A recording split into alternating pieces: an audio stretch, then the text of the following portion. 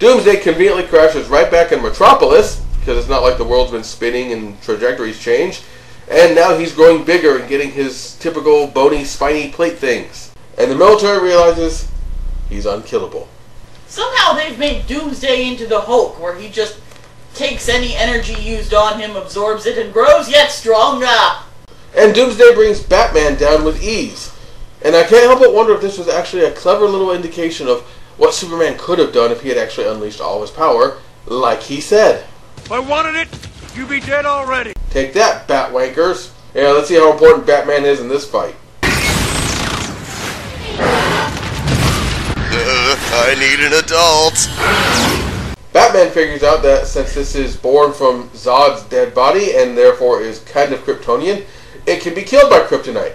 I question the absolute claim of that since you haven't actually studied this thing, but it's near the end of the movie, so it's going to work. Superman comes back to life. Meanwhile, I'm having a heart attack from the surprise. Doomsday is about to turn Batman into a deep-fried bat on a stick when Wonder Woman gets involved with her full armor and blocks it with her bracelets. Again, not sure if that would work, but it's pretty awesome. Nearby, Lois goes gone done swimming for green rocks. This thing is from another world. My world. I've killed things from other worlds before. She with you? I thought she was with you. Whoa, but was that a joke? In this movie? But wait, Batman, you contacted her. You do know who she is. He's Bat Dink.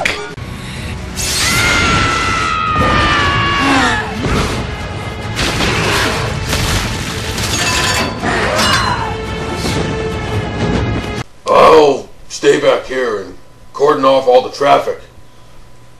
Back, you! Back! And amazingly, Lois nearly dies and Superman has to come save her.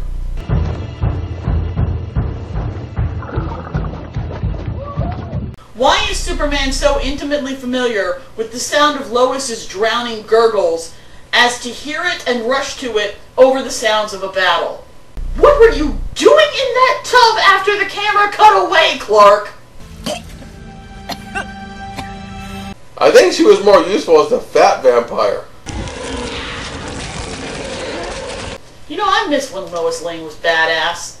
I think Wonder Woman's absorbed all the chick badass in this movie.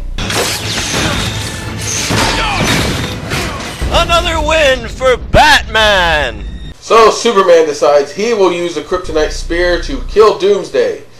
Why Wonder Woman can't do this is not even brought up. Probably because it would have worked. Wonder Woman's at least as strong as Superman. She's demonstrating it here. She could stab him and it won't even weaken her so he can kill her. But hey, we've got cheap drama to pull out of this, so hey, why not? How did Wonder Woman and Batman know to set up for the shot? They didn't know he was going to get the kryptonite spear or that he was planning to come roaring in with it. Lex's powers of reading the script are spreading.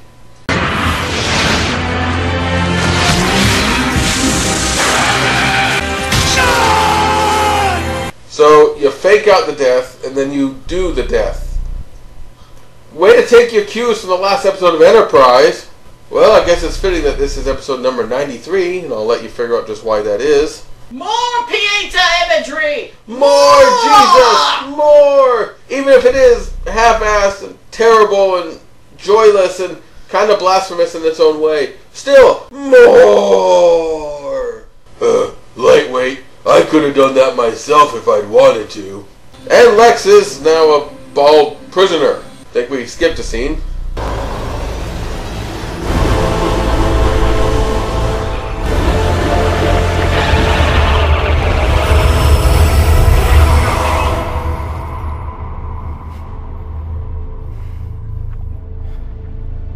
No, that doesn't really help, does it? For my taste, there wasn't enough of that guy in the movie. I say pile on more of him. Snyder, did you think that it was the hair we objected to? Because that was at the bottom of a very long list of problems with this Lex, air quotes, audible. So, in Smallville, at the Kent's house at Clark's wake, we find out that Clark was planning to propose to Lois, and never got the chance.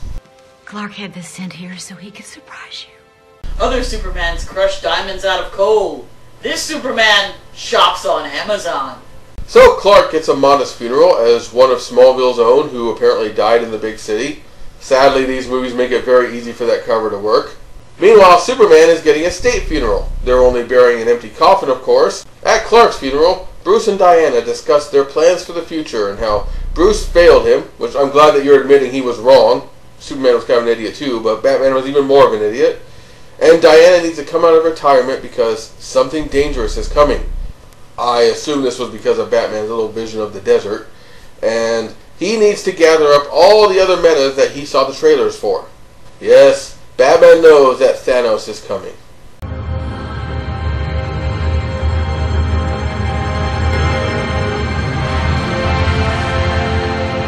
I'll admit, this was the only really emotional moment for me, but this bit still gets me. Well done. It probably originated from another source because it is moving and intelligent, but it's still well done and you picked a good thing. So, in prison,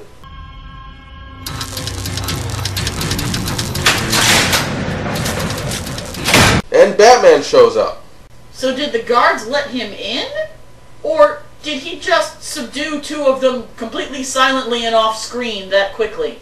Well, they're preparing him for a visitor, so I think they're letting Batman in to brand people now. And of course, he threatens Lex and doesn't brand him, but only brands the wall. I guess Superman brought hope in teaching him not to maim people. Da-da, da-da-da. He's found us. And he's coming! Ding, ding, ding, ding, ding, ding, ding, ding. Please, cut away. Cut. And as the dirt is poured on Clark's coffin, we end with an homage to X-Men 3 of all things. Wow, 2 whole frames of movement. What could it be? Go see our next movie to find out. And that's Batman v Superman, Dawn of Justice. And the title is as long as the movie and just as pointless. Oh, this was a terrible movie. There's potential this could be saved, but you have to undo some of the things that you've done in this movie. You have to take things back. You have to change things. Batman could be a different person after his experiences here. Clark could come back from the dead, a different and better Superman. Wonder Woman could not be tainted by this and still be a good character. Lex could die and someone else could be Lex. There is potential here, but we have to stop the direction this has gone. We went from Man of Steel, and we took everything crappy about Man of Steel and just built that up. Oh, everything good about Man of Steel, we flushed down the toilet.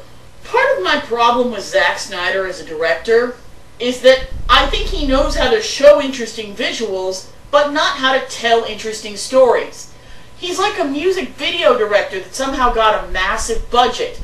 He knows how to make things look neat, but not make them make sense.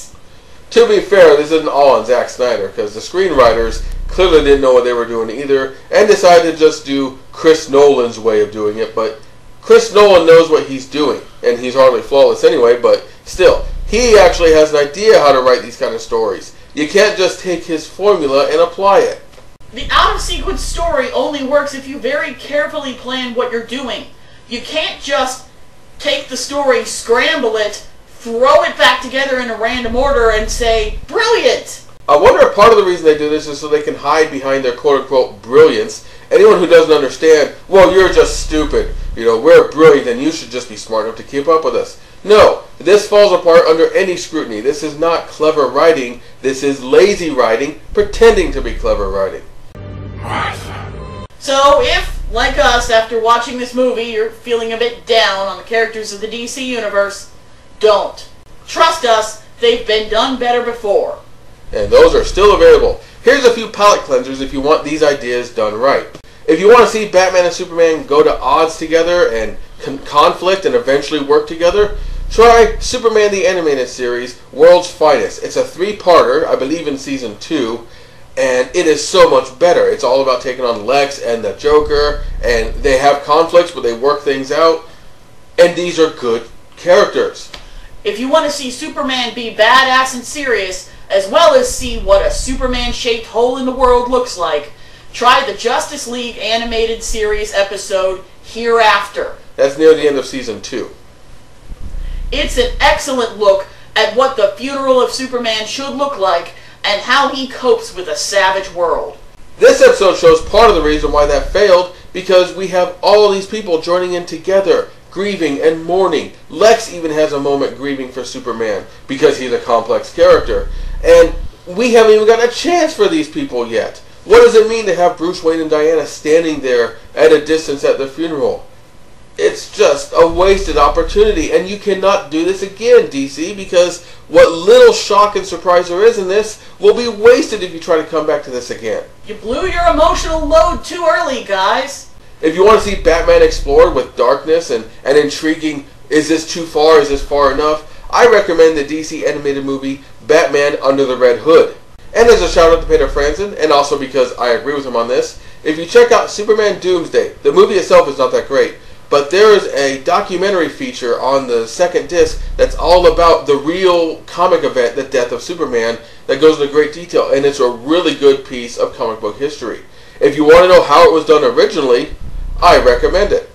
Or you can actually read the comic or the novel based on it. So as usual, decide for yourself. But as for me, I just hate this movie. Let's go put in some Justice League. I need it.